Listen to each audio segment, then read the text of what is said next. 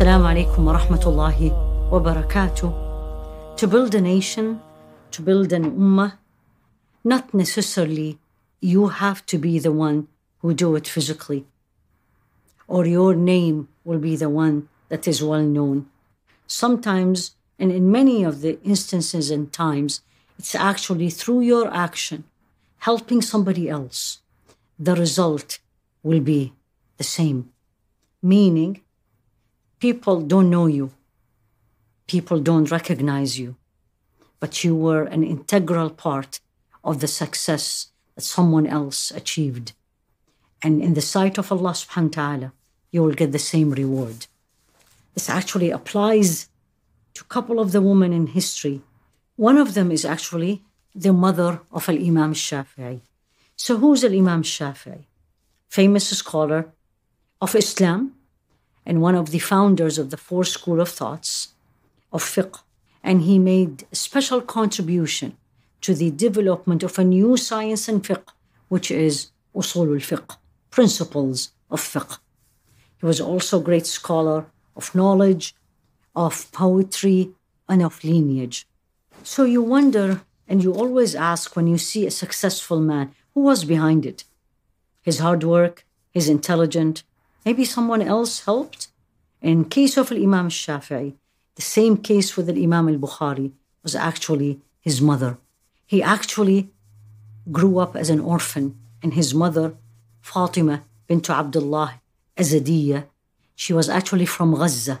She delivered him there, and soon after the delivery, the boy became an orphan. His father died at a very young age. So the challenges was not only she was a single mother, had a young boy, but also financially, there's a lot of constraints. She was young, she was beautiful, she could have easily get married, but she decided not to, and actually devote herself toward this young boy. He has a special gift that Allah gave him. And because he was such an intelligent boy and full of potentials to become a knowledgeable man, and she saw that in him from a young age, she devoted that she is going to support this boy, and she is going to do everything she can to get him to where she thinks he can. And the first thing she did, she moved out from Palestine, and she came to Mecca.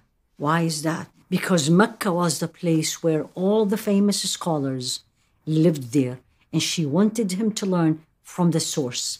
So she decided to take him to Mecca to spend time with the most famous and knowledgeable scholars. She traveled. In these harsh days, you can imagine how inconvenient circumstances were to travel, a woman single with her son, and it's not even safe was for her.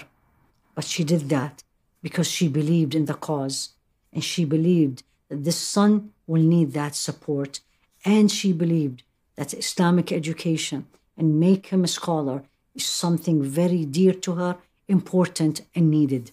They were very poor, to the point she couldn't afford paying for a school, and reports say she couldn't even afford buying him a piece of paper. And one time he came to her asking her to buy him papers, and she said, I don't have it. Let's work on your memory, so you will use your memory as a paper. And this is one of the uniqueness and extraordinary ability of Imam Syafi'i, that he was described as his memory as photographic memory. His mother, Fatima, as I said, doesn't have a lot of money, but she would collect whatever she can, and she will give him and help him. He complained one day to her that they are not taking him seriously because he is not a paid student. Subhanallah.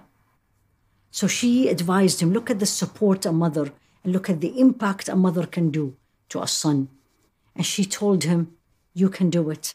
They will take you seriously. Show them your ability, extra ability. Help the other students so they see it in you. And didn't take that long. They did see that, and they accepted him with a full scholar. Imam Ibn Hajar say that Imam Syafi'i mother, Fatima, was one of the great worshippers of Allah. This is for all of us to learn. Extraordinary things comes from Allah, and we need to be connected to Him. So He bestowed this on us.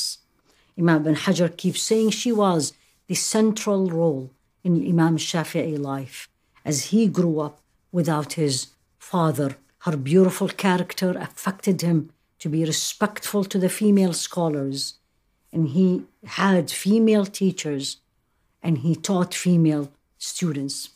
Most famous narration of Imam Shafi'i's mother was when she was with another woman, once invited by a judge to the court as a witness, and the judge divided them. And then she quoted a verse from the Quran, which is in Surah Al-Baqarah, that you cannot do that. We need 2 women witnesses. And he brought them back together. Teaches you and me that to bring up an educated scholars, I need to educate myself first. So the story of this woman, again, let's learn her name. Fatima bintu Ubaydullah al-Azadiyya. It's a story of what? Story of struggle, true devotion, investment in the future, perseverance, and piety toward Allah subhanahu wa ta'ala. And Imam Malik was one of the teachers of Imam Shafi'i, and he said to him, Ya bunay, my young boy, I see that Allah subhanahu wa ta'ala have gifted you through in your heart light.